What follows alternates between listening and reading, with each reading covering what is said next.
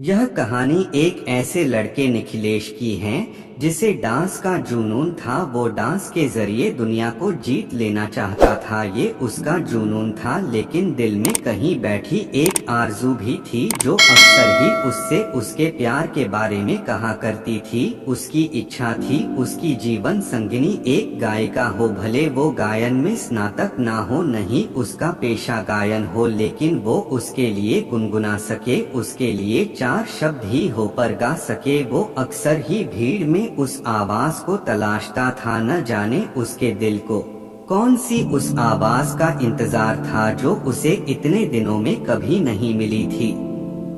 वो डांस के साथ साथ अपनी पढ़ाई में भी बहुत अच्छा था, इसलिए शहर के एक अच्छे कॉलेज में पढ़ रहा था। उसके पिता को उसका डांस बिल्कुल पसंद नहीं था, क्योंकि निखिलेश के डांस के कारण वो पिता का बिजनेस में सहयोग नहीं कर पाता था। निखिलेश डांस में इतना ज्यादा घुस चुका था कि उसकी ख्याति भी शहर में एक अच्छे डांसर के रूप में होने लगी थी। कॉलेज में अक्सर उसे गुनगुनाने की आवाज सुनाई देती थी जो उसके मन को विचलित कर देती थी। शायद यही वो आवाज थी जिसे वो ढूंढ रहा था। जब भी वो उस आवाज को सुनता उसका पीछा करता, लेकिन उसे कभी वो लड़की नहीं मिलती जिसकी वो आवाज थी। कई दिन बीत गए, उसे बिन देखे ही उस आवाज से प्यार होने लगा था। उसने अपने दिल ही दिल में उस आवाज के अनुरूप एक तस्वीर बना ली थी और अपने सपनों में उस तस्वीर से मोहब्बत करने लगा।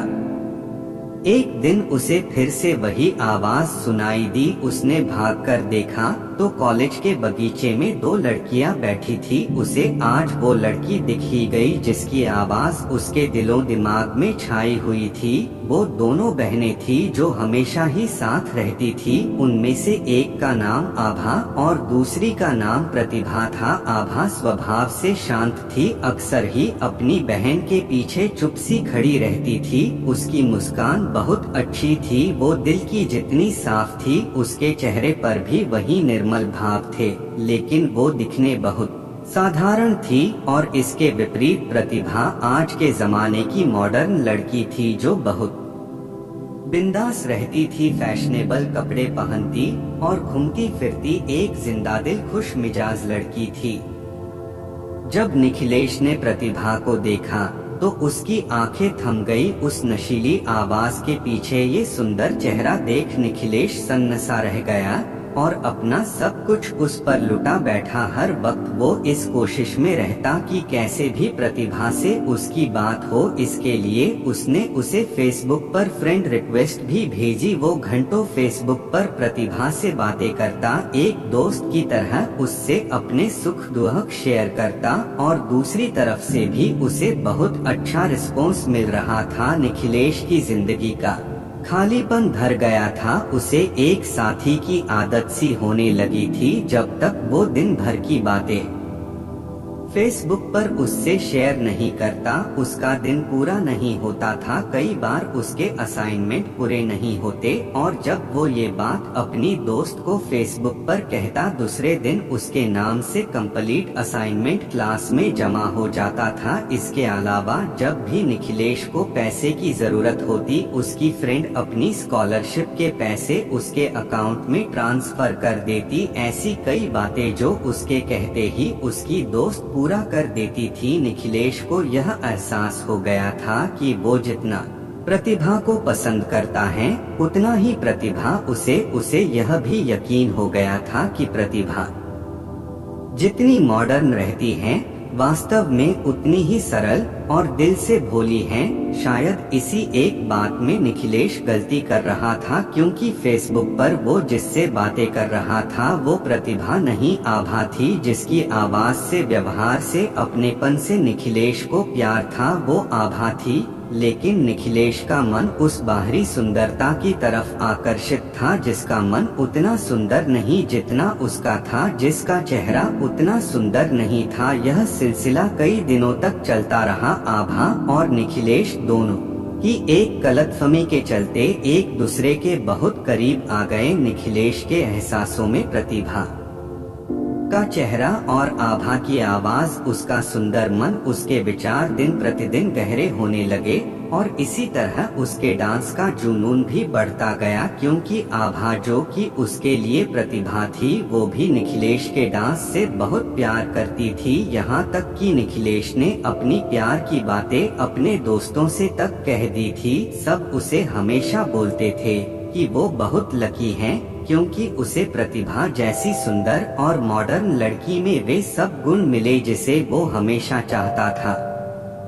एक दिन उसने फैसला किया कि वो प्रतिभा से जाकर अपने दिल की बात कहेगा, और उसने वही किया। उस दिन वो बहुत अच्छे से रेडी हुआ और हाथों में गुलाब के फूलों का गुलदस्ता लेकर प्रतिभा से मिलने गया। प्रतिभा अपने दोस्तों के साथ बैठी थी और वही उसके साइड में आभा भी थी। निखिलेश उन दोनों की तरफ बढ़ रहा था, जिसे देख आभा के दिल में अजीब सी बेचैनी थी, क्योंकि वो लोग आज तक रूबरू नहीं हुए थे। पर कहीं ना कहीं उसे बहुत खुशी भी हो रही थी। जैसे ही निखिलेश उन तक पहुंचा और उसने हाथों में गुलाब लेकर घुटनों के बल बैठकर प्रतिभा को प्रपोज किया, यह देख आभा स्तब्ध रह गई और उसे सारी बातें समझ आ गई और वो चुपचाप वहाँ से चली गई।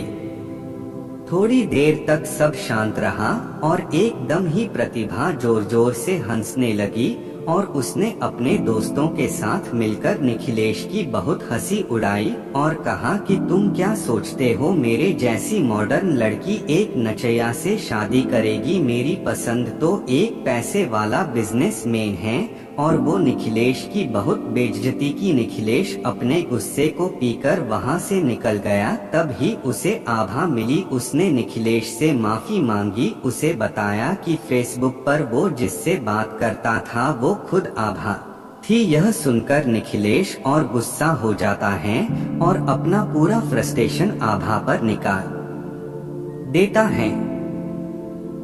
इसके बाद निखिलेश सब छोड़कर वहाँ से चला गया।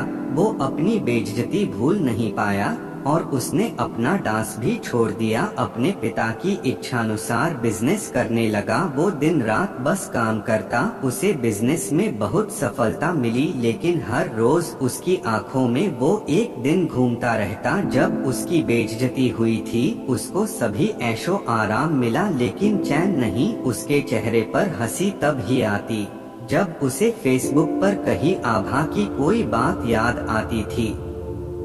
दूसरी तरफ आभा भी उसे बहुत याद करती थी। एक दिन आभा को एक बहुत बड़े डांस कंपटीशन के बारे में पता चला। वो चाहती थी कि इसमें निखिलेश हिस्सा ले, लेकिन वो कैसे निखिलेश को इसके लिए मनाती। उसे निखिलेश के बारे में बस इतना पता था कि वो अब टाउन में नहीं है और एक सफल बिजनेसमैन बन गया है। आभा ये जानती थी कि निखिलेश कितना भी अमीर हो जाए वो डांस के बिना खुश नहीं होगा, और वो उसे ये खुशी देकर अपने मन का बोझ कम करना चाहती थी। इसके लिए उसने निखिलेश का पता इंटरनेट ने निकालकर उसे एक शुभचिंतक जो कि निखिलेश के डांस का फैन है के तौर पर एक लेटर भेजा, जिसमें डांस कंपटीशन का जिक्र था। असल में निखिलेश के डांस को सभी इसी तरह से पसंद करते थे, इसलिए निखिलेश को इस शुभचिंतक से कोई आश्चर्य नहीं था। निखिलेश डांस छोड़ चुका था, उसने बस लेटर पढ़ा और रख दिया।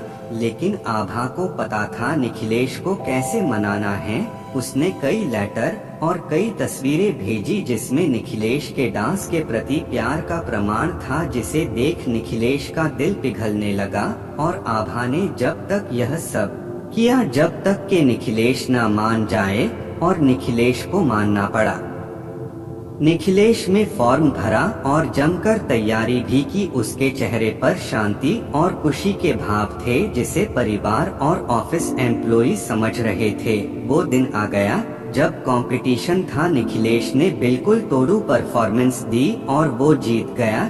जब उसे पुरस्कार मिला तब सबसे आगे आभा खड़ी ताली बजा रही थी। उसे देख निखिलेश के चेहरे पर वही गुस्से के भाव आ गए और वो वहाँ से निकल गया।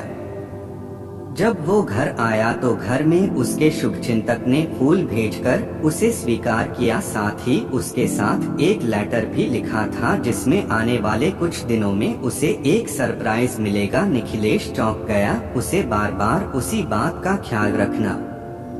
एक दिन शाम को घर लौटा तो घर पर प्रतिभा और उसके माता पिता प्रतिभा के रिश्ते के लिए आए थे। असल में आभा ने निखिलेश की शादी के लिए अपने माता पिता और सभी को मना लिया था। आभा हर हाल में निखिलेश को खुश देखना चाहता था, क्योंकि पहले वह निखिलेश को वापस अपने डांस से मिलवाया और फिर निखिलेश को टैलेंट से। निखिलेश कुछ देर से सभी के साथ बैठे पर उनका मन नहीं लग रहा था। उसने कमरे में जाकर फ्रेश होने की अनुमति ली और वहां से अंदर चला गया। अपने कमरे में बैठ निखिलेश सब कुछ सोच रहा था कि उसने एक आवाज सुनी, फिर उसकी बात आभा से हुई। वो कितना खुश था जब आभा हर परिस्थिति में उसके साथ ना होते हुए भी थी। लेकिन ये सब उस दिन खत्म हो गया जब गलतफहमी दूर हो गई। लेकिन फिर से सबने उसे वही महसूस किया जब उसने शुभचिंतक के लेटर को पढ़ा और उसकी बातों को माना। निखिलेश ने एकदम ही शुभचिंतक वाले लेटर को निकाला और असाइनमेंट की कॉपी से उसे समझ लिया कि सबके पीछे कौन है। उसे पूरी बात समझ आ गई है और यह भी कि वो क्या चाहते हैं। वो कमरे से बाहर आकर सबके बीच खड़ा हुआ और उसने प्रतिभा के खुले के हाथ पकड़कर कहा कि मैं शादी के लिए तैयार हूँ, पर मेरी एक शर्त है, मैं प्रतिभा से नहीं आभा से शादी करना चाहता हूँ। वो सभी को कहते हैं कि मैं भी औरों की तरह सुंदरता में प्यार ढूंढ रहा था, ये भूलकर कि मुझे जिस आवाज से प्यार था उसका चेहरा यह तय नहीं करता कि आवाज कितना सुंदर है। मेरे दिल को किसने छुआ था? असल में वो आभा ही थी। उनकी पूरी बात सुन की आंख भर गई और निखिलेश और आभा एक हो गए।